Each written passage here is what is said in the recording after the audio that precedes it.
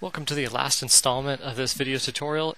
We just animated the helicopter moving overhead, had it do some turning, and now we're going to do the particles. So I'm in here in the content browser looking at the Cicada vehicle effects, its package essentially. And I have the particle system for the exhaust. It's the particle that we're going to be putting on first. So go ahead and click that, and you can just exit out of the browser. It's as long as it's selected. Right click and add emitter. And then you'll see it pop up there. It's got 5 little dots followed by an arrow. The arrow is what direction it's pointing. Let's see, let's turn on particle effects here real quick so we can see. There we go. You can see in the lower right hand corner the particle effects as they jut off, and that's going to be the engines that you're going to see. So we actually want that arrow pointing towards the ship, just like so. And then we're going to want to place it. Now I'm going to minimize our Matinee window and get a good look at our ship in perspective view, just so I make sure it's exactly like I want it. Let's see. There it is. It's a little low. Pull it up. There we go. We can see it in our perspective window. Let's get it over there. There we go. Okay, now there's a few things we're going to need to set on here. First, in movement, just like we remember, all objects need interpolating. We're going to put that on. We're also going to need to attach it to the object, and that is done. Normally you're going to want to make sure hard attaches is checked, which it already is. Some objects that are not, so just beware of that. Go ahead and click up here in the right hand corner, the top right hand corner. There's going to be a lock selected actor. Go ahead and click that.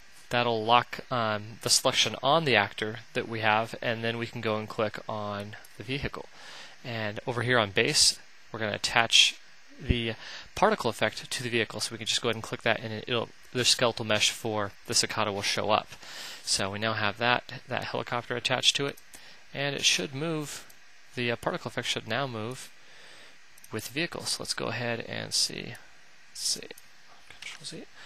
We're going to want to jump into Matinee, and we'll move the slider. And there you go. You can see that the particle effect is now moving with the vehicle. And it's really that simple. The same thing is going to go for sound. I'm not going to really get too much into it. You can pick which sound you want. I believe I had to pick. I don't think that this particular vehicle had a good sound for a helicopter, so I ended up using I think one of the other vehicles. But you can. There's a variety of sounds. You'll be able to pick which one you want, and you're going to want to go in. But the one you're going to want to add is important. You're going to go into actor classes, and under sounds, you're going to want to add a ambient sound toggable.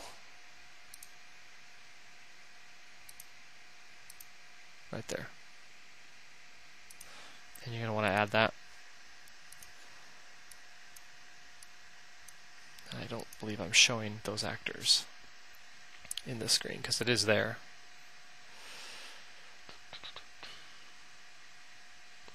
Unless it's really far away. It is. It's just really far away. There we go. And of course you're just going to attach it like we did the last one. I want to make sure under movement that it is interpolating. Then you're going to want to attach it. Make sure hard attach is selected. Lock it. Select the vehicle. And then click that little green arrow under base, and you've got it attached. One other thing we're going to want to do with this one, of course, we don't actually have the sound attached to the ambient sound toggable right here. And so how we're going to add that is you're going to come under. Let's see. There we go. It's under ambient sound simple. It's the second menu from the top. Just scroll down under sound slots and click the plus. It'll open up some WAV files, and you can place a WAV file in there for any one of those. It doesn't take cues. It takes, of course, it takes WAV files, so just be mindful of that. I know a lot of Unreal sounds are in cue form, and so that can mess you up sometimes. And then under those settings, it'll also allow you to set. Let me zoom out here a little bit. You can see there's 2 rings.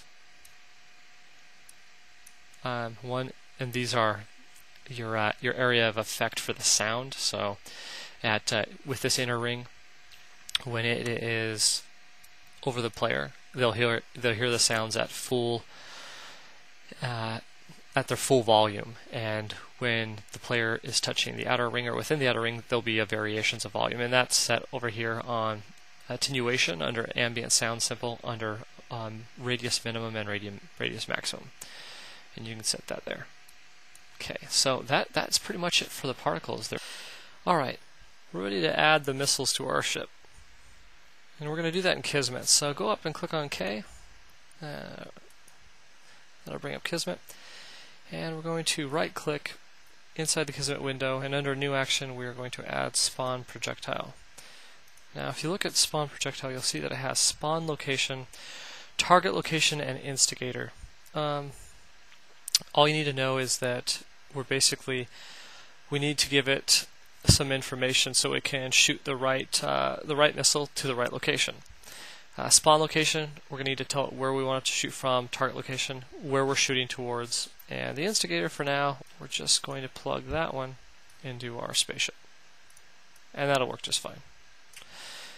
Okay, so let's go in to our scene and create a couple of points. We'll create some target points to tell Kismet exactly where we want the missiles to spawn from and where we want to shoot to. And you can select a target point by going into actor classes, under end categorized, select target points 2 from the bottom. Just right click and add it in your world. Just drag it up. That looks good. And we're going to add another one here on the ground. Okay. Now that with one of them selected, we need to have them select both of them individually, but we have the location selected right now, so we're just going to Kismet, right click, and add that as a new variable. And we'll do the same thing for the origin. The target, that's going to be the origin of the missile. Just click on that, go into Kismet, and add it. You can see that it's target point 4 and target point 5, so they are different. And we're going to plug these into a actor called get location and rotation. We're going to plug them both into one of these, so we can just copy and paste that, and that'll work just fine. Pull target. The target 4 that we have here is going to be the origin. I specifically selected that one, so we can just drag target straight down to that. And what we're doing is we're telling it to take the information from this target and we need to plug it into a location. And in order to do that, we'll have to put that into a variable. We can do that by selecting new variable and vector. Drag that down. We can copy and paste the vector for the next one, and we'll do the same thing for the destination. And now that we have that information, we can go ahead and plug that into the spawn projectile. This is going to be our location, where it starts, and the target location. And string them together. And let's click on spawn projectile.